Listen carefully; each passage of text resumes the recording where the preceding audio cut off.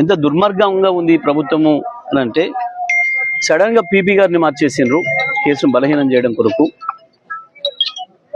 పీపీని మార్చినప్పటికి కూడా మా వాళ్ళు సాక్షులు గాని కుటుంబ సభ్యులు గాని ధైర్యంగా ఎవరికి లొంగకుండా, ఎటువంటి బెదిరింపులకు లొంగకుండా సాక్ష్యాలు చెప్తూనే ఉన్నారు.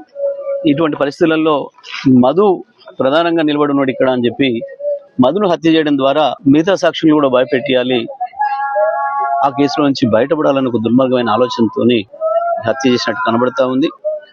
దీంట్లో చాలా స్పష్టంగా పోలీసు వైఫల్యం కనబడతా ఉంది.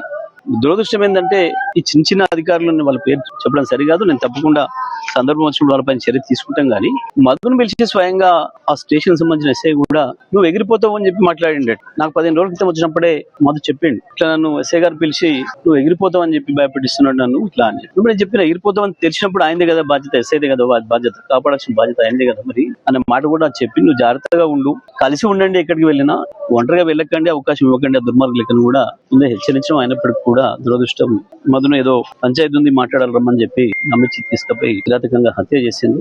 ఈ హత్యకు తప్పకుండా ఇక్కడ కాంగ్రెస్ నాయకులు, తప్పకుండా పోలీసు అధికారులు కూడా బాధ్యులు అవుతారు.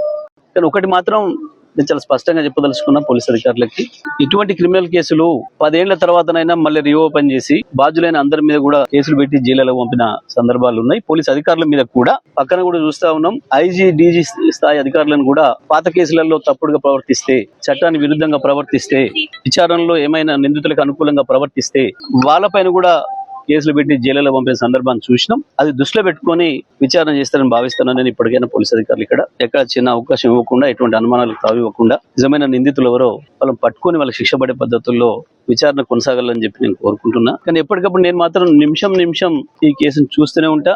ఎక్కడ ఏ అధికారి తప్పు చేసినా మాకు అర్థమవుతుంది స్పష్టంగా. ఆ అధికారి మాత్రం తర్వాత తప్పించుకోలేడనే విషయాన్ని కూడా వాళ్ళు గుర్తుపెట్టుకుంటే మంచిది. పనిచేసేటప్పుడు నిందితులను రక్షించడానికి వెళ్ళి వీళ్ళు జైల్లో పడే పరిస్థితి మాత్రం తెచ్చుకోవద్దు. కొంతమంది అధికారులు బాగా అవినీతికి అలవాటు పడి వాళ్ళ అవినీతికి ప్రభుత్వం మద్దతు కావాలి, పెద్దల మద్దతు కావాలని చెప్పి వాళ్ళ దర్బార్లకి వెళ్ళి చాలా హీనంగా ప్రవర్తిస్తా ఉన్నారు. మరి అటువంటి అధికారుల విషయంలో జిల్లా ఉన్నతాధికారులు కూడా స్పందించే స్థితిలో కనబడతలేదు. ఈ కేసు విషయంలో విచారణలో ఎక్కడ తప్పు జరిగినా వాళ్ళందరూ కూడా బాధ్యులు అవుతారు. రేపు తప్పకుండా అందరూ కూడా శిక్షకు గురవుతారు. నేను మా బీఆర్ఎస్ శ్రేణులకు కూడా విజ్ఞప్తి చేస్తా ఉన్నా, ఎవరు కూడా ఆవేశానికి లోనయ్యే పని లేదు. తప్పకుండా చట్ట ప్రకారమే వాళ్ళకి శిక్షలు పడే పద్ధతుల్లో చర్యలు తీసుకుందాం. ఆ కుటుంబాన్ని కూడా మన కుటుంబంగా మనం కాపాడుకుందాం. ఆయనకి 2 ఆడపిల్లలు ఉన్నారు. తప్పకుండా ఆ పిల్లల చదువుల బాధ్యత గాని, కుటుంబ పోషణ బాధ్యత గాని తప్పకుండా బీఆర్ఎస్ పార్టీగా మేమే తీసుకుంటాం. గతంలో హత్య చేయబడ్డ మా నాయకుడు ఇంకా కుటుంబాన్ని ఎట్లయితే మేము అనుకున్నామో అదే పద్ధతుల్లో ఈ కుటుంబాన్ని కూడా మన కుటుంబంగానే భావిస్తాం. ఈ సందర్భంగా మధు కుటుంబానికి తీవ్రమైన విచారాన్ని వ్యక్తం చేస్తూ మధు మృతికి సంతాపాన్ని వ్యక్తం చేస్తా ఉన్నా. మా శ్రేణులందరికీ మాత్రం సమయంగా ఉండవాలని చెప్పి